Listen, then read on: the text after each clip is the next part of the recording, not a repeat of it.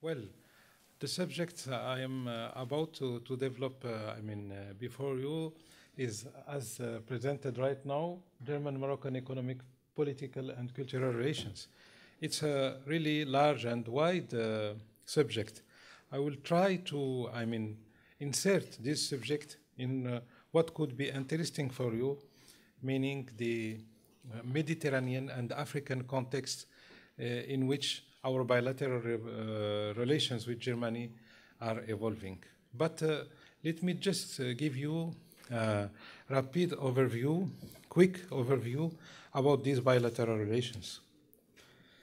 They goes back, in the history, in the ancient, very, very old time. Just to give you some important points, for example, in the conference on Berlin in 1985, there were discussions among the European powers at that time about their colonization of Africa.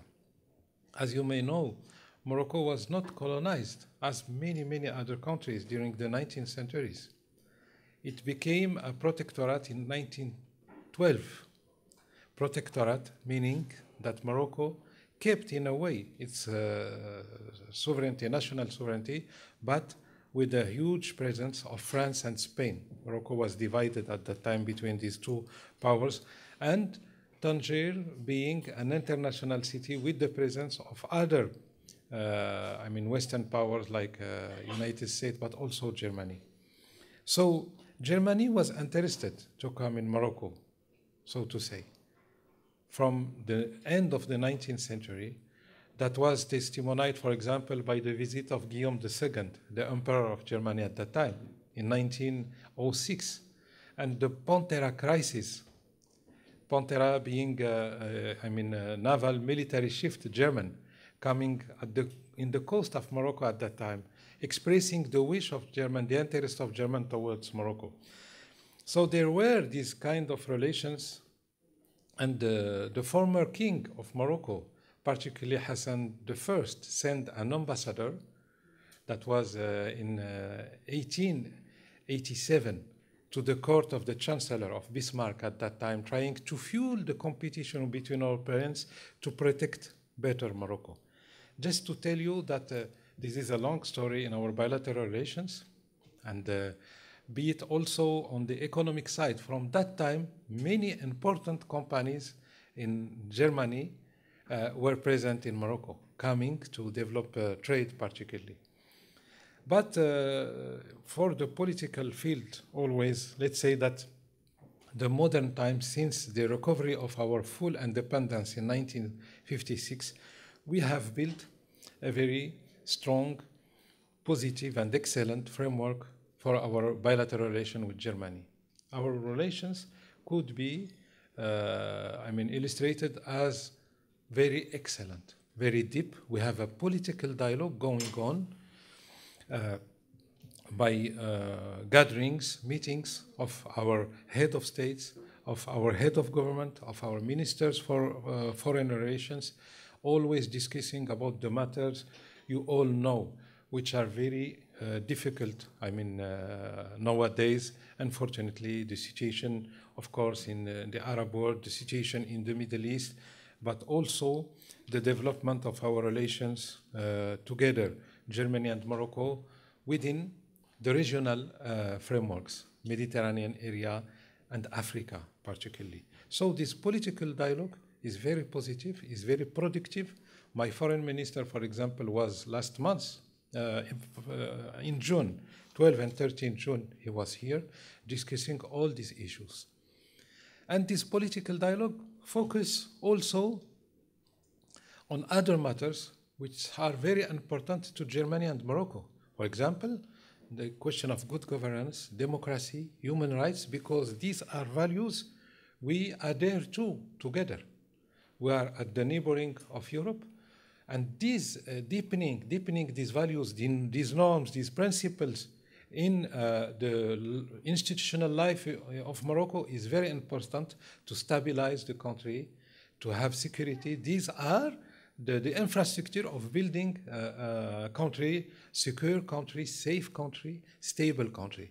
And for Germany, in its foreign policy, it expresses always these principles, these norms as priorities. So we have this substantive dialogue on these issues. From one side, as I told you, the regional issues, the security matters, fighting against terrorism, for example, which is very important in our region, all the kind of illicit traffic, but also cooperating on building political infrastructure in our country, in our region. Very quickly, again, this is for the political side. When it comes to economy, our bilateral relations also are very important. I just want to refer to some strategic project we have with Germany, for example, in the field of renewable energy.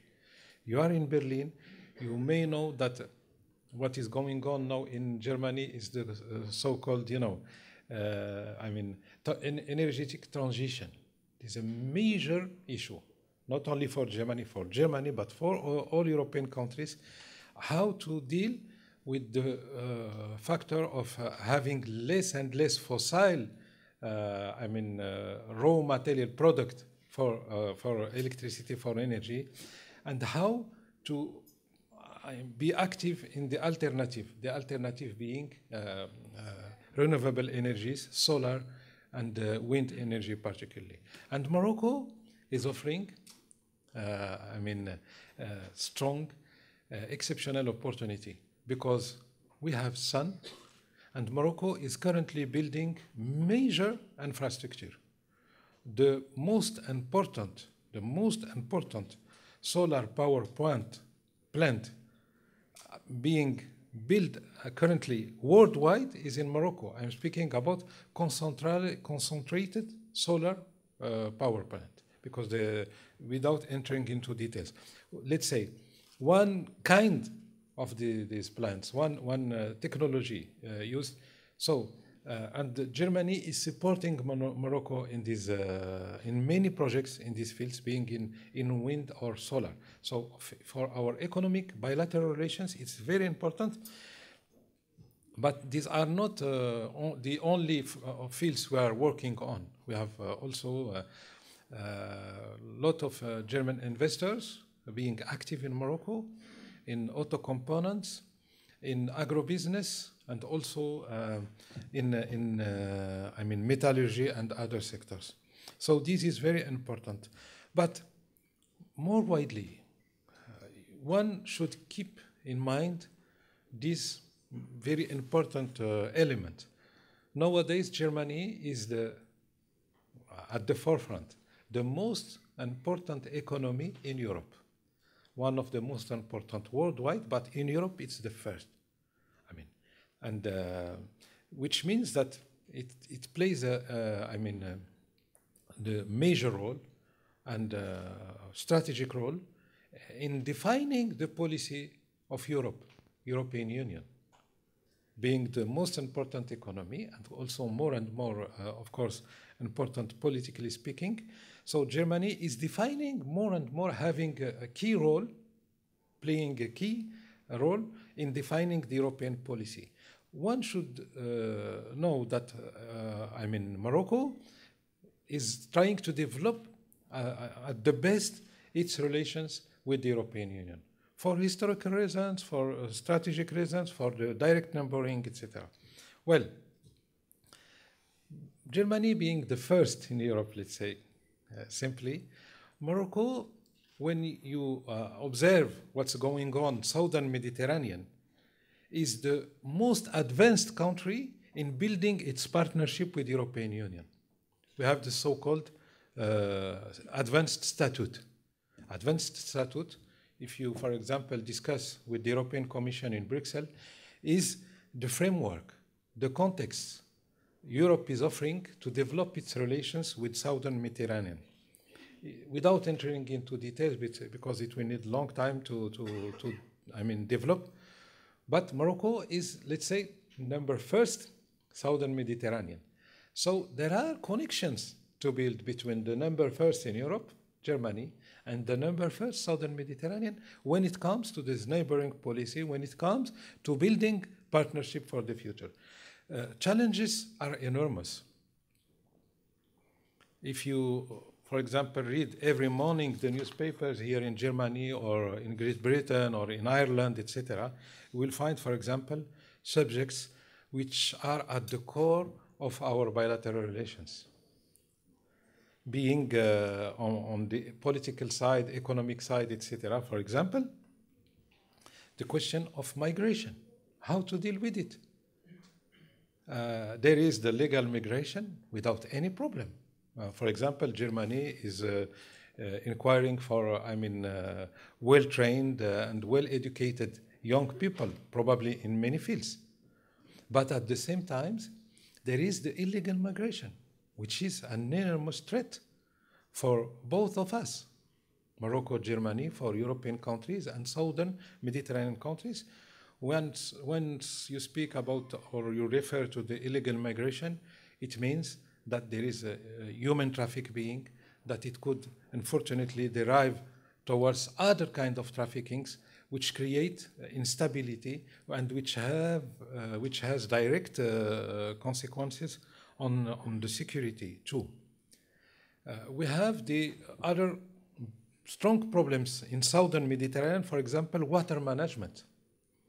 Knowing that Germany has huge capacities, it has technology, it has experience to deal with these issues. So we are trying in our partnership, in our bilateral relations with Germany, to keep in mind this regional context, this geographical context, and fortunately, we will have another gathering, important gathering between our foreign ministers in the weeks to come. We have an economic mixed commission which will take place on 30 September. One of the major subjects to be tackled is to create the so-called triangular cooperation between Germany, Morocco, and African states who will wish to, being implied in such experiences. Let me tell you, for example, to be concrete, in Western Africa and Central Africa, 70% of the population is still living directly and indirectly from agriculture activities. These are realities. So if you wish to ameliorate the situation as governments, European governments and Morocco and others and international institutions, you have to invest there. Because the more you ameliorate the production, the more you ameliorate the technologies there, the more you will create revenues. The more you will ameliorate the production, the agricultural productivities with added value, the more you will stabilize the population. The more you will control better these aspects, which unfortunately, for example, push young people, not only from sub-Saharan states, but also from North African states, etc., to go to the adventure, for example, for illegal migration, etc. So this relation also with Africa is very important. And more and more, and you're maybe, of course, witnessing, for example, the current conference taking place in Washington and others, because Africa is not only the new boundary, as said. Africa, there are, of course, challenges, but there are opportunities. As I have said here, if I'm not wrong, that was a few months ago, we have currently 1.2 billion inhabitants in the African continent. Certainly, it will rise, this figure will rise 2 billion inhabitants in 2050. But even before, in 2030, 1.4 or 1.5 billion inhabitants, among which at least 500 million of so-called middle class, for economists, for companies, for developing cooperation. it's I mean, a key factor. When you say 500 million middle class inhabitants in the African continent, it means it equals all the inhabitants of European Union. So the equation is very clear. I mean, you will have opportunities in Africa. There are problematics. There are still, of course, security issues, good governance issues, etc., etc. But there are opportunities, and we have to work together for such perspectives, because it is the interest, the common interest of Europeans, of Germany, of Morocco as an African state, first and foremost, because I don't want, again, to go, let's say, we don't have enough time to go in all details, but Moroccan economy is now very active in its continent, in Africa, in terms of investments, in terms of playing a role, in developing the possibilities of cooperation in Africa. And probably before ending my very quick intervention, I would like to refer to the cultural bilateral cooperation between Morocco and Germany. It's also an important element, because we have to present the true image of our civilization, of our culture here in Europe. There are a lot. Of course, all of us are aware of the debates going on. For example, on Islam, unfortunately, which is not the right way to discuss about our religion, etc. Unfortunately, there are extremists hijacking our religion and hijacking our culture. And unfortunately, the medias are focusing only on these aspects, because there are other aspects we are trying to present and develop. With the cooperation of the ICD, already we have organized some events here. But just to let you know, for example, with Germany, we are developing programs in archaeology. Lot of sites to preserve and develop in Morocco. We organized this year an important event here in Berlin on the Jewish Moroccan patrimony, which is very rich, very deep, because Jewish people lived in Morocco even before the arrival of the Arabs, 12 centuries ago. And we have still a Jewish community. We have very active, and a lot of Jewish living worldwide, still keeping strong relations with their native country, Morocco. We have cooperation also in the question of archives. I spoke at the beginning of this lecture about our historical relations at the end of the 19th century, etc. We are trying to develop with Germany. Germany, by the way, has a strong cultural cooperation policy worldwide. And with Morocco, we are trying to go ahead and to develop this, because culture nowadays is one of the most important factors to develop diplomacy. There is, of course, this ancient traditional way to do with diplomacy. Just political security, but now diplomacy, there are key players in the cultural community, in the civil society, within the parliamentarians, etc. And as a Moroccan embassy, we are trying to develop these activities here. From time to time, also some festive activities with music, with exhibitions,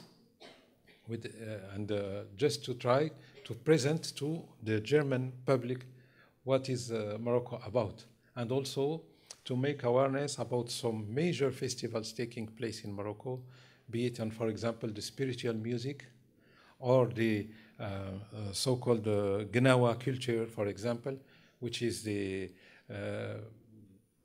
culture inherited by Morocco from its African sources. It's very important and very popular, by the way, and many other aspects.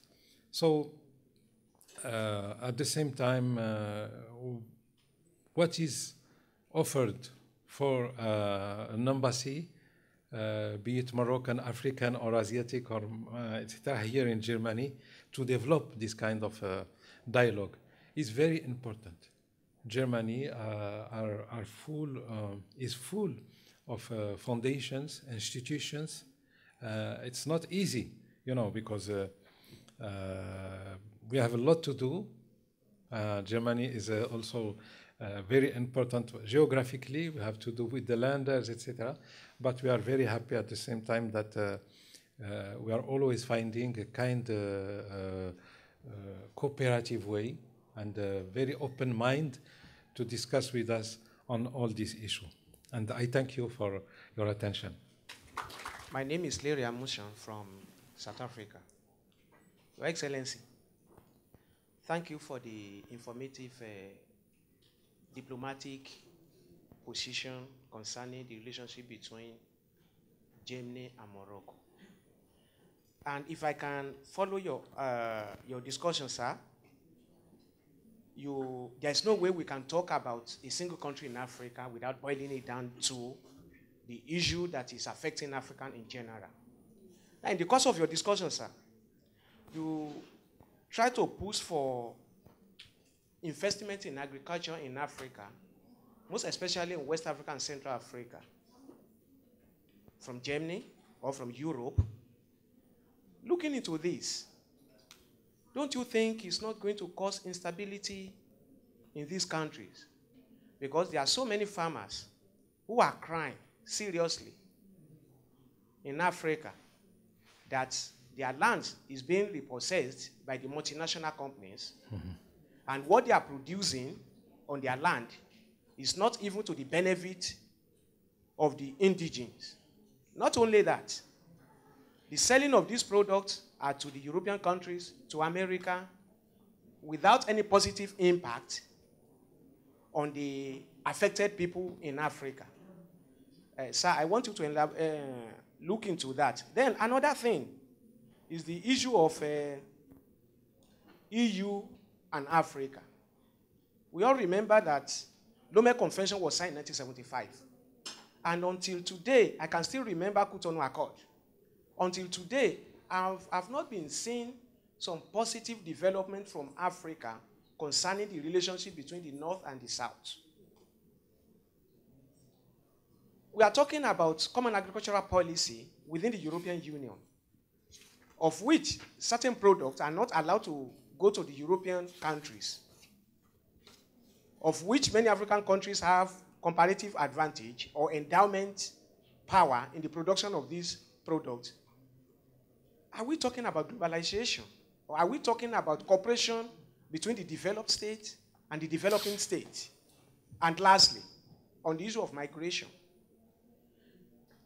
if we look into the concept of migration, we are talking about laissez-faireism, ultra-capitalism, of which it is being introduced, or can I say imposed, on the developing state. We are talking about free movement of factors of production.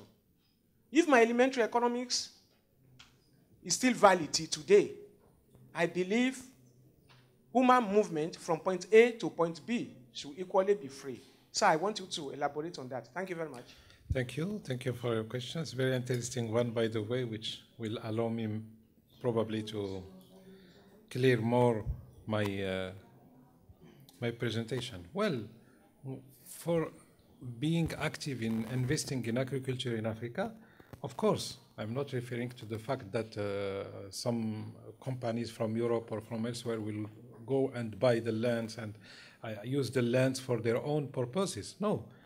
What I am referring to is, as I said, is a triangular cooperation, which means that will involve, above all, the African governments themselves. They will, if they are wishing so. For example, to define a common policy, as I said, for creating added value. I said very clearly, added value in agricultural production. Why agriculture? Because till now, as I said again, 70% of the population is living directly in Western Africa and Central Africa, I said. directly according to the statistic, to the figures, from the agricultural activities. So we have to take into consideration these realities if we wish to build up this cooperation going to the agricultural products, then agro-business, then agro-industry, then food industry, etc. To develop activities there and to reflect for the, needs for the population there before reflecting, exporting towards Europe or elsewhere. And of course, for the Lomé agreement, etc., I agree with you, but we have to take into consideration that African should think for being active themselves, not only requesting assistance or support, etc. This question you refer to is also very important of, having access to the markets. It's a major problem. It's a major problem. There are failures in the World Trade Organization, unfortunately, in Geneva, the negotiations, etc. But the more we will develop South-South cooperation between African countries, the more we will coordinate our positions, the better we will face other competitors. Till now, we have difficulties to coordinate among ourselves, to have discussions among ourselves, and to build South-South cooperation, which is very important. Why I am referring to agriculture again? Because, for example, if you read reports, international reports, or even if you read newspapers, common newspapers, you will discover, and I am sure you are aware of, that the unique land, in the world, which still has possibilities to develop agricultural activities, is Africa. Because once you read, for example, reports, there's a problem of famine, etc. Some are, worrying about the possibility to cover the means of 9 billion inhabitants in the world in less than 30 years. But Africa will have the possibility, most centrally, if it develops its agriculture. There is no developed country in the world without a developed agriculture. Developed country means industry, technology, but if you don't have a developed agriculture, you are not a developed country. So it's very, very important. That is the elements I had to answer your questions, sir. Ekrem Erdem from Turkey. I just have a short economic question. When we look at the macroeconomic data of your country, we see better conditions comparing to other North African countries, especially compared to Tunisia, Egypt, and Libya, of course, because of the bad situations going on there. In data, price stability are going well. But when I look at productivity and competitiveness, because when you talk about your relations in economic sense, as well as political and cultural sense, to Germany, I have to consider these two concepts, because the main characteristics of German economy, to me, are more productive and more competitive economy in the world, one of the best in the world, as you mentioned at the very beginning of your speech. So, in your opinion, what are the main factors that you are lacking in terms of productivity, because you are not saving more? So when I look at your domestic balances, fiscal balances, I see that it is not going well. It's not going well. You have more imbalances comparing to many countries, even in the region. I see that. And as well as the foreign trade and current deficit. Current deficit is about 8 to 10%, which is more than 7% as of GDP. I looked at the international data. It is very close to 8% as of GDP. That's what I say. And the public deficit is also double of 3%, which is an international standard now. Maastricht criteria is 3%, as of GDP. So in your opinion, what are the things that you are lacking in terms of not maintaining domestic and external balances? Thank you. Okay, thank you very much. Well, the current deficit in public deficit in Morocco is 5%, and it is over 3% only since 2012. Before it was less than 3%. But we are affected, as many other countries in the region, by the severe financial crisis worldwide, and particularly the financial crisis in our neighboring, in Europe. But the government is very, let's say, aware of the necessity to decrease this deficit, which is very important. But to answer to your question concerning productivity, yes, you know, what is very important for the Moroccan economy in 2014 is the following. We are currently more and more in the radars in some what we call, you know, the Moroccan emergent how to say, clusters. For automotive, for example, we are now the first in Africa. The first in Africa. For aeronautic, it's developing.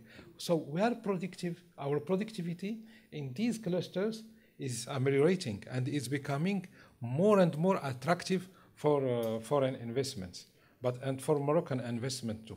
So in these fields, it is going very well. What I can tell you is about the social deficits in Morocco. If you compare, for example, these are very huge challenges for my country. I mean, having human capacities, developing training, education, it's a major issue. We are trying to do our best, but in other fields, for example, one should know that the so-called harbor, Tanger Med harbor, now is the first in the Mediterranean area, south and northern shore for containers. So we are developing this strategy, and more, our strategy is to become also, a road for investments towards Africa, because we are African. We are a northern African state, not only because our geographical position, because of our historical. We have trade with sub-Saharan states since the 19th century. If you go, for example, to Ivory Coast, Senegal, Guinea, etc., etc. So it's very important for us. Question of productivity is a main subject, but if you look to the data, for example, for investment coming to Morocco, as I told you, in these fields, we are very, very optimistic. Be it also on offshoring and, electronics are developing in Morocco too. And, but for this macroeconomics, it's very important to observe, for example, our debt, foreign debt, is less than 60% of the GDP. So please compare it to other European countries. I'm speaking about the members of the European Union. Some have 150% of GDP. Some others have 90%. For example, the last credit we took from the financial market, foreign financial market, was taken with a rate of interest less than many other European countries, which means that we enjoy the trust of the financial community. We have still the possibility to take credits. And to give you an example, with Germany, I spoke about the solar power plants and the wind power plants. Just for the past year, the KfW, which is well known here in Germany, it's a public bank which participated to the reconstruction of Germany, and which have a huge policy of cooperation, international cooperation, advanced almost 1 billion euros credit to these projects in Morocco. I'm speaking about a bank which is working, of course, with the criteria of a bank. and giving credit to Morocco, it means that it trusts in these activities in Morocco. Well, thank you very much. I think we have been long already.